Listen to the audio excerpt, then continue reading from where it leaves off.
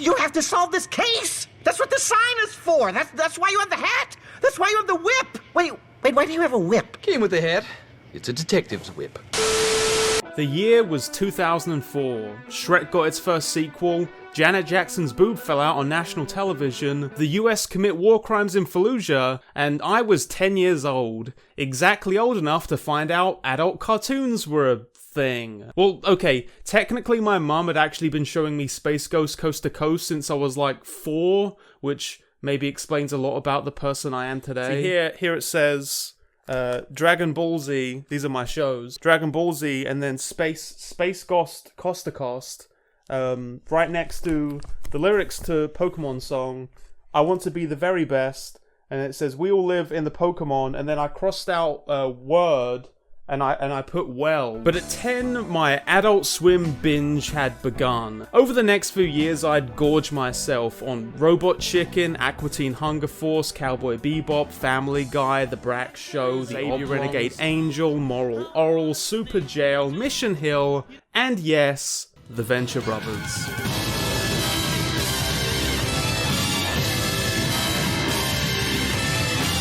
To be more specific, I watched the first 2 seasons, then in the 2 years between then and the release of the third, got distracted and forgot the show existed. Then I procrastinated on catching up with it for 12 years. And then, last month, I decided to dedicate all of my free time to watching all 81 currently released episodes. It was immediately cancelled after I finished. So it turns out The Venture Brothers is actually really interesting. It had a ton of things to say, both about its industry and the culture surrounding it. Critically few people have done videos on it. Challenge Strucci actually put out a really good video like a week before this one. And I've decided I just want to gush about it for like half an hour. If you're a fan yourself, you get a nice last hurrah. If you're thinking of watching the show, you get some reasons to maybe consider it. And if you don't care at all, you can just watch me yet again force politics and ideology into every piece of media I consume. When did we lose him? So we're gonna do that. Starting... So the Venture Brothers basically predicted MAGA? Okay, hang on, let me rewind for a second. So for some context, the Venture Brothers takes place in a kind of skewed pop culture infused world, taking cues from everything from old pulp adventure novels to 80s action movies, 60s sci-fi and comic book superheroes. Mainly though, it's intended as a parody of old Saturday morning kids cartoons, in particular the 1960s Johnny Quest, a show about the exploits of a young boy adventurer, along with his wealthy super scientist father, their faithful bodyguard, and their streetwise adopted Indian orphan. And aside from that last part, the Venture Brothers follows basically that model, with the twist that Rusty Venture, the father figure of this series, was himself a boy adventurer, who now lives with the constant inner torment that comes from the never-ending nightmare an upbringing like that would actually result in. Like, this is a kid who was forced into life-threatening situations every day of his life, all as some kind of heroic wish fulfillment on behalf of his father, who never got to develop alongside kids of his own age or live outside of the spotlight of his family brand. At its most simple, this is the initial sale of Jackson Public and Doc Hammer's Venture Brothers.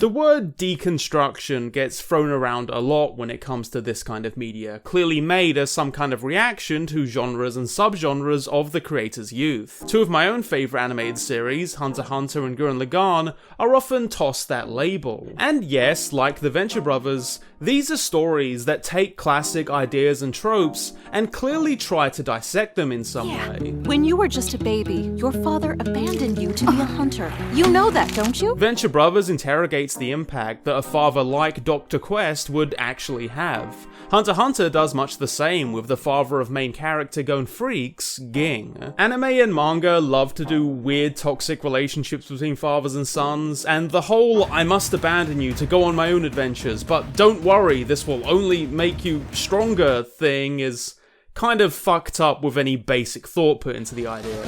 Hey, shut up! It's none of your business! You're the worst, Gene! And I do think that's a deconstructive element to these stories. It takes a trope or archetype and deconstructs its real-world meaning. Thing is, this is in many ways just a part of trying to tell a story. There are a metric ton of different genres and generic cliches out there at this point, and it's very hard to create anything original without stumbling across some subversion or deconstruction of a trope. As the saying goes, there's nothing new under the sun. And also, if there are aliens out there, their stories are probably pretty cliche too. You might as well say The Simpsons is a deconstruction of family sitcoms, or Lethal Weapon is a deconstruction of buddy cop movies, or Infinity War is a deconstruction of superhero movies. At this stage, self-awareness about tropes is essentially the biggest trope out there. It's actually surprisingly hard to find any current popular media that isn't throttling that joke for all it's worth. Ever had true love's kiss? Ew, barf! Do you have daddy issues? I don't even have a mom. Neither do we! This is a long, obtuse way of saying that Venture Brothers deconstructs Johnny Quest is both technically the big initial pitch of the show, and completely undersells what actually makes it interesting. Namely, that this isn't a show that's happy to rest as just a shallow parody of an already dead genre. While it might seem otherwise on the surface, this isn't a show looking to just regurgitate observations about the same pop culture cliches it indulges in, but actually interrogate the nature of that nostalgia. To examine why it is we find ourselves increasingly caught in this nostalgic cycle, and how it winds up reflecting a lot more than just our viewing habits. When you say it. When are you boys going to grow up? Didn't you get enough of this nonsense when you were kids? We had to do something. It was a mystery. There's always a mystery. It never ends. Not until you decide when enough is enough. Let me start with something simple. Rusty and the Boys. So apparently after Shannon Strucci released their own video talking about the show, there was some dissent over the assertion the show has some commentary about distorted ideals of masculinity. And that frankly blows my fucking mind because, dudes, it's right there. Okay, I'm just turning 16 and having a birthday pool party. My father invites every girl he knows, and I'm not talking about girls my age. No, not Jonas. He invites Playboy bunnies and models. So there I am in my giant bathing suit with nervous puberty oozing out of my gigantic pores, just awful. So the band suddenly stops playing, and I hear, and now the man of the hour, Rusty Venture. Then suddenly, almost predictably, the action man shoots my groin with a shrink ray right as that fucking jackass Colonel Gentleman pulls my shorts down. It's like a nightmare. Oh no. What I went through today was like a nightmare. What happened when I was 16? That is my life. This is not subtext. Rusty had an unhealthy, unrealistic idea of what it means to be a real man thrust on him. An idea built on the constant need to fight, succeed, and dominate. It led to a constant feeling of insecurity in his failure to live up to those ideals. Now he perpetually lives in the shadow of that while resigning himself to pushing his own kids into that same life because he knows no other way. Dean believes this crap. He should have been Rusty Venture, boy adventurer. Hank got this life thrown at him, and he fights against it, just like I did. That's just the show. Toxic masculinity as a concept often gets misconstrued as some effort to demonize men and anything typically associated with masculinity. And look, if I wanted to demonize anything connected to masculinity, would I look like this?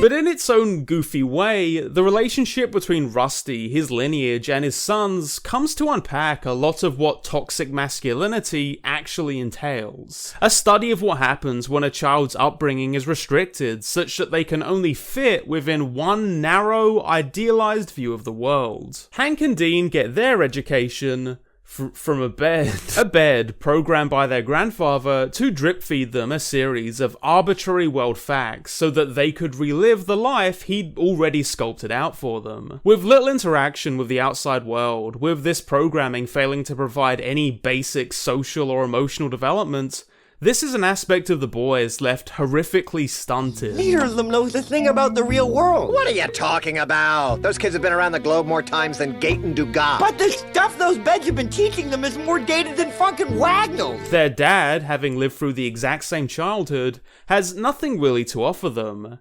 And so they turn to media. And what media do they have? The Rusty Venture Show.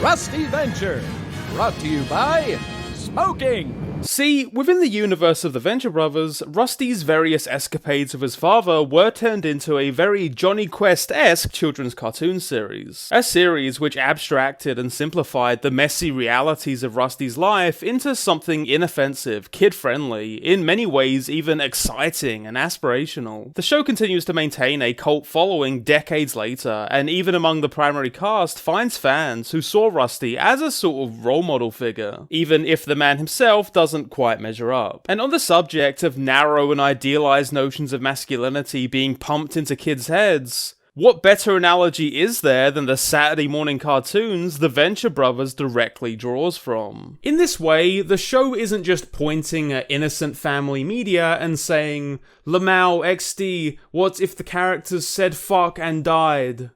This isn't Robot Chicken.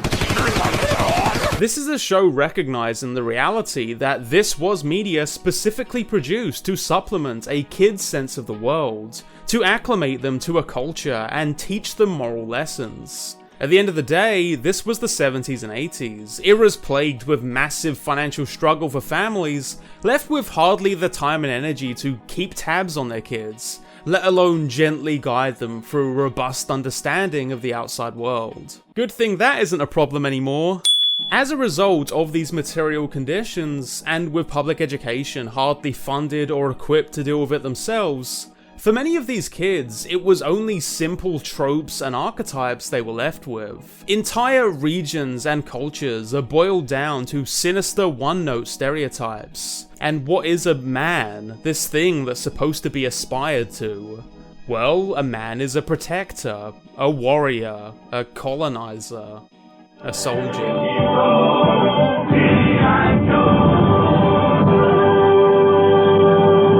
That the G.I. Joe and the Action Man wound up the epitome of these masculine ideals is not a coincidence.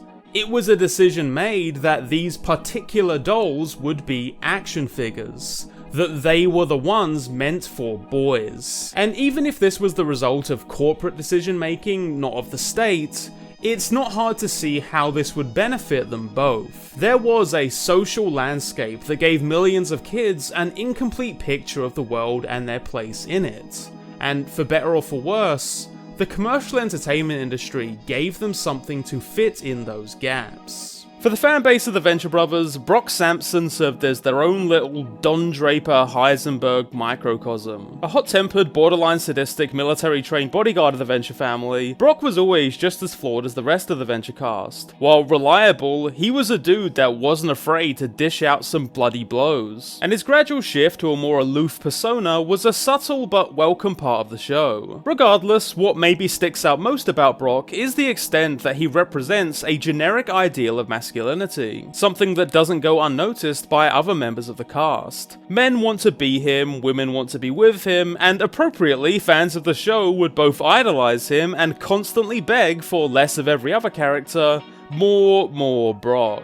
In the abstract, in a show filled with failure and incompetence, he seems weirdly out of place. But in Brock, in his constant urge to perform, and like any good soldier never rest on his laurels, I think there is a kind of tragedy. There's a moment early in the show's 4th season where, after dealing with constant conflict between his venture employers and military supervisors, Brock declares he's retired and rests fat and happy in a cabin out in the woods. Yet still, despite the protests of his Bionic Man and Sasquatch cabin mates, it's a whole thing, Brock feels that pull to return to the fight. No matter how battered or broken he gets, it's a habit he can never quite break, and the world around him is more than happy to take never-ending advantage. Like I said, that young boys are pushed into seeing these old archetypes as the ultimate straightforward goal of masculinity that is not a coincidence, but a need that winds up serving the interests of much greater forces at play. Like any Saturday morning cartoon, the Rusty Venture Show was never a true story in this world. But that doesn't make the idolization of kids towards Rusty Venture any less real than the Venture fandom's idolization of Brock. A generation were left wondering what they were supposed to aspire to, and pop culture gave them an answer. And as the show would later highlight, this real artificial blurring of the lines would reach not just an individual level, but a societal one. The politics of the Venture Brothers are delightfully irreverent bullshit, and in this way, maybe one of the most authentic representations of real-world politics I've seen in fiction. So as far as the show revealed, things go like this. There are two main powers that command most of the geopolitical influence of the show: the OSI, or Office of Secret Intelligence, mostly a parallel for the US Secret Service, and the Guild of Calamitous Intent, pejoratively known as the Bad Guys. An organization of supervillains founded primarily to bring reasonable restrictions and oversight to villainous activities. The OSI's primary purpose is keeping tabs on the Guild. The Guild primarily keeps tabs on the OSI. So an obvious question might be asked: how can these two institutions, which seem irrevocably at odds with one another, coexist? And that's the point. Whichever is winning or losing at the time, ultimate victory is never the goal. Each organization is what gives the other meaning. It's an international game of cowboys and Indians, a battle to be reenacted over and over and over again. See? I get it. I suddenly get it. You're children. Now, full disclosure, my initial impulse when discussing this dynamic was to use the term cops and robbers instead, being that both indicate the same basic game and one doesn't force me to invoke an old racist caricature. The thing is, that itself is also part of the point. The Cowboys and Indians game is, once again, a nostalgic reproduction of something that never really existed. A hero-villain dynamic that mangles real history to reinforce some rose-tinted ideal. So heroes are assigned their nemeses, and they'll duke it out on a set schedule every few weeks in accordance with bureaucratic regulations. Nothing gets resolved because the aim isn't resolving it, only in keeping up the performance. Almost like it's a Saturday morning cartoon. It also gives the OSI endless excuses to extend their influence and subvert the laws of the very nation they're trying to defend, though sadly I just can't think of any political parallel to that. And that's where the problems come in. Because while the world of the Venture Brothers is more than happy to make allowances for these endless performative back and forths, the only thing it can't abide is real, authentic hate. The Monarch is Dr. Venture's primary antagonist for most of the show's run, and his uncomfortable relationship with the Guild soon becomes one of the main subplots of the series. Here's the problem. The Guild and the OSI work on mutual agreement that they exist as institutions with set rules and guidelines. Okay, here's your problem. 5:30 a.m.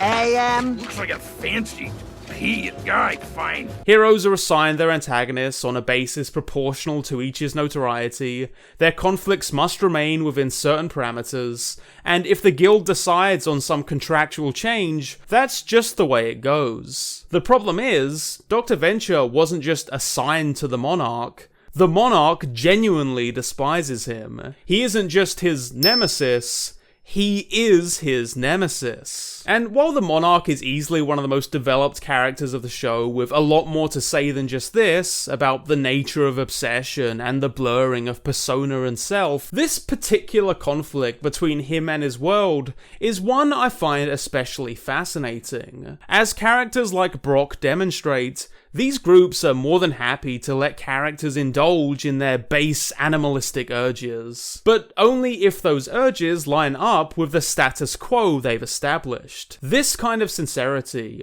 a sincerity that interrupts this increasingly aimless cycle, that has to go. Nostalgia, a sentimentality and longing to retreat to the past, obviously plays a role in our entertainment. Just as conversation is easier between two people speaking the same language, media that reflects the same cultural experiences is easier to consume. It'd be ridiculous to argue, in a world where reality TV stars literally hold the most influential seats of institutional power, that this doesn't bleed into how we look at politics. There is comfort in the familiar.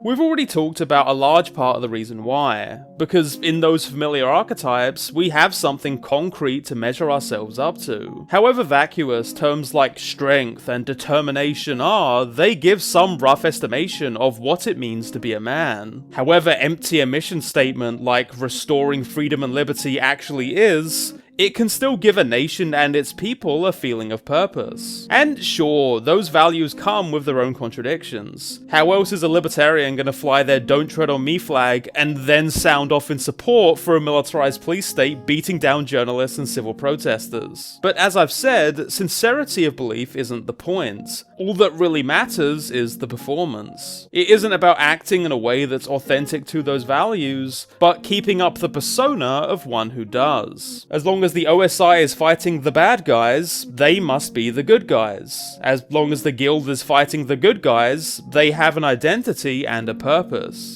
The Venture Brothers world might at first seem like one of constant conflict and change, but more than anything, it's a world of stagnation. For all of these apparently significant battles, all this amounts to is regurgitation of an increasingly blurry past. It's a world bereft of sincerity, drowning in nostalgia for something that never really existed.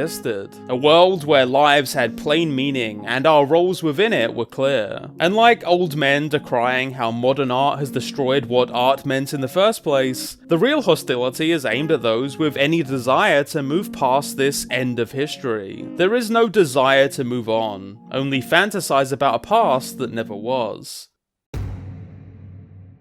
When it comes to the abrupt cancellation of the Venture Brothers this month, it's a kind of depressing realization that a lot of what I've said about the need for constant cultural reproduction and aversion to sincerity applies just as well to how it and shows like it have been consistently treated by networks and studios. Something you might not know about me unless you've been curious enough to dig deep in my channel is that before I was doing video essays, I worked on and produced my own animated pilot. Big Iron was to be my first major original project, a story that mixed Twin Peaks-esque paranormal fantasy with a gritty, deeply political narrative meditating on how the state endorses and then weaponizes our own trauma for their gain. Now, that pilot is like 3 years old at this point, and the script I wrote was years older before I even started production, but even with those caveats, let me be clear, I think that pilot has problems. Very slow paced for YouTube, very unclear where its narrative is going.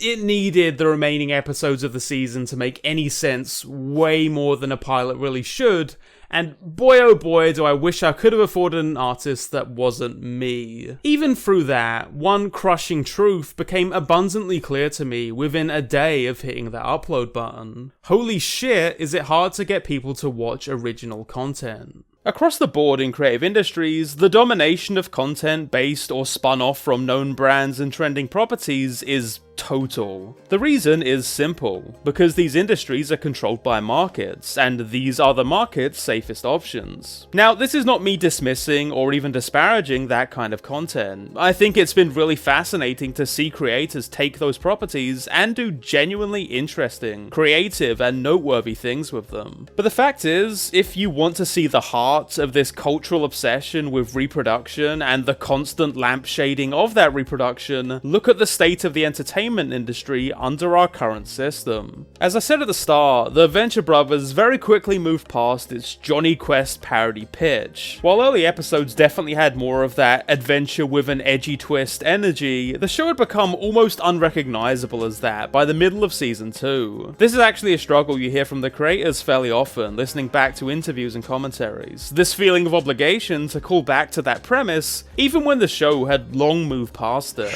You know, I can't be a Johnny Quest spoof, but it's gotta harken back to core stuff once in a while. Yeah, I'm semi on board with that. And I don't blame them for feeling that obligation. After all, subversive take on known property is a much more straightforward sell. And this is a world where creativity exists purely as a thing to be sold. But by that third season, and even more so as it reached its fifth and sixth, the Venture Brothers had evolved into something it could call its own. A sincere desire to explore the inner lives and turmoil of the characters this duo had created. Even one-note background characters had become rounded cast members with clear arcs of development, and major story arcs would spin off from incidental moments seasons earlier. The show had self-actualized. It had realized its own identity, divorced from its own nostalgia. And then it got cancelled. I'm obviously not going to act like this video could bring the Venture Brothers back, nor like any of the numerous fan campaigns for its return could do the same. I feel like it would honestly be pretty hypocritical of me to decry how market demand has too much control over original creators, and then act like it'd be a big win for a reboot to happen purely because market demand proved high enough. This is not the only time this has happened, and it won't be the last. But I do hope I've done some kind of decent job demonstrating how so many of these things link together, and how the Venture Brothers stumbled on addressing that in such a surprisingly natural way. It was a show that, like many on Adult Swim, made its trade in mining the wastes of our own nostalgia to give us something that felt novel and new. On the way, it started to really become something new, and do more to capture the authentic feeling of being lost in a world entangled in constant pop culture reproduction than any number of prestige dramas or video essays. And it reminded me of a part of myself I feel like I'd forgotten about for a good few years now. A part that I'm increasingly thinking it might be about time for me to embrace. I wish all the best to Doc Hammer, Jackson Public, and the rest of the team that made this show possible. Until then, if I want my Venture Brothers fix, I guess I'll watch Harley Quinn. And hey, what's that? Something behind my ear? Why, it's a sponsorship from Skillshare. What is Skillshare, you may ask? Well, Skillshare is an online learning tool offering a range of classes in a variety of fields. In their ever-expanding catalogue, you can find material on anything from art to editing, design, and more. Classes like Penny Lane's on how to make compelling work out of found footage, or the one I've been looking at, Jazza Brooks' guide on mastering illustration. An annual subscription comes in at less than $10 a month, and hey, would you look at that? A special offer just for you! With Skillshare reaching out this month to partner with the channel, the first 1,000 of my subscribers to click the link in the description will get a free trial of premium membership. So give it a shot and explore your creativity today. Spanakopita!